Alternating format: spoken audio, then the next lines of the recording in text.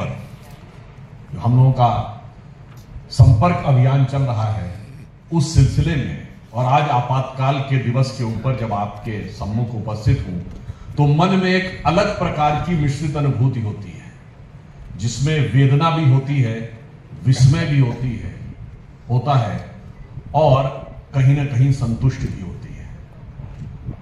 वेदना इस बात की कि ये वो धरती है जहां पर छत्रपति संभाजी ने अपने प्राणों की आहुति धर्म, राष्ट्र और संस्कृति की रक्षा के लिए की। जैसी पीड़ा उन्होंने सही, उसे स्मरण करके मन में वेदना उत्पन्न होती है। परंतु मैंने कहा कि दूसरा भाव इसलिए उत्पन्न होता है क्योंकि ये ही वो महापुरुष हैं जिन्होंने हम दुनिया के एकमात्र प्रागैतिहासिक राष्ट्र हैं। We are the only surviving ancient civilisation of the world.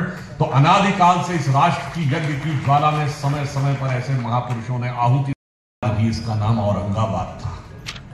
स्वतंत्रता के 75 वर्ष बाद तक ये रहा। और इतना ही नहीं, इस प्रकार का विचार इस देश में आजादी के बाद दिमागों पे छाया रहा कि दिल्ली में भी छत्रपति शिवाजी महाराज के परिवार के नाम के ऊपर सड़कें नहीं थी, मगर लुटियन जोन में औरंगजेब के पूरे खानदान के नाम पे सड़कें थी। आप इंडिया गेट का सर्किल घूमिए तो औरंगजेब रोड भी मिलेगी, अकबर रोड भी मिलेगी, बाबर रोड भी मिलेगी, तुगलक रोड भी मिलेगी, शाहजहां रोड भी मिलेगी, हुमायूं रोड भी मिलेगी। जब हमने औरंगजेब रोड का नाम बदला था तो कुछ लोगों ने आकर छाती पीटी थी कि यह नहीं होना चाहिए।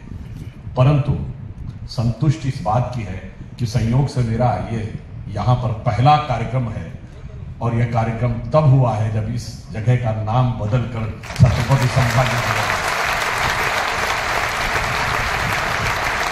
और एक और बात की संतुष्टि है कि इसका नाम औरंगाबाद इसलिए रखा गया था कि औरंगजेब की कब्र यहां इसी जिले में पड़ती थी। एक ढंग से सोचा जाए, आप सब लोगों ने चाहे पढ़ा हो कि जो मुगल वर्ड है ना, ये अंग्रेजी भाषा में भी है, जिसका अर्थ होता है बहुत बड़ा, शानदार। जैसे कहते हैं ना मीडिया मुगल, जैसे किसी विषय का बहुत बड़ा हो। क्योंकि औरंगजेब के समय की जो मुगल सेना थी, इवन शाहजहां और जहांगीर के समय की, वो उस समय वर्ल्ड में सबसे पावरफुल एम्पायर माना जाता था। औरंगजेब की सेना अपने समय विश्व की सबसे शक्तिशाली सेना थी, जिसके बारे में कहा जाता है 5 लाख की तो स्टैंडिंग आर्मी रहती थी, जहां आदेश करें चलने के लिए 30,000 उनके पास हाथी थे और हजारों घोड़े थे। इसलिए मुगल शब्द अंग्रेजी तक में आ गया।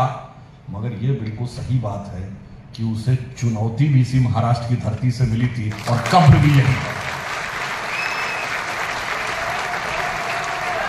और फिर मैं कहना चाहता हूं, वेदना तब होती है कि जिस व्यक्ति ने इतना अत्याचार किया, जिसने भारतीय संस्कृति के ऊपर इतना आघात किया, जिसके लिए छत्रपति शिवाजी महाराज, उसके बाद उनका पूरा वंश, उसके बाद चाहे पेशवाई साम्राज्य, सबने संघर्ष करते हुए कितने बड़े बड़े बलिदान दिए। और जब ऐसे ऐसे लोग यहां सत्ता में आके बैठे, जो कोई उसको बादशाह गाजी जिंदा पीर कहता था, तो कोई आलमगीर कहता था, कोई रहमतुल्लाह अलसलेह कहता था, तो मन में वेदना होती थी। क्योंकि शिवाजी के राजकवि भूषण ने औरंगजेब के बारे में लिखा। आप याद करिए, जब काशी विश्वनाथ कॉरिडोर का उद्घाटन हो रहा था तो प्रधानमंत्री श्री नरेंद्र मोदी जी ने वहां औरंगजेब का उल्लेख किया था।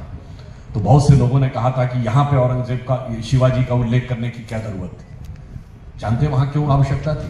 क्योंकि शिवाजी के कवि कविराज भूषण ने लिखा है कि कुंभकर्ण असुर अवतारी औरंगजेब, और काशी और प्रयाग में दुहाई फेरी रब की, और तोड़े देव देवालय शहर मोहल्ले के रे, लाखों मुसलमान की ये माला तोड़ी सब की, और काशी करबला होती, मथुरा मदीना होती, शिवाजी ना होते तो सुन्नत होती सब।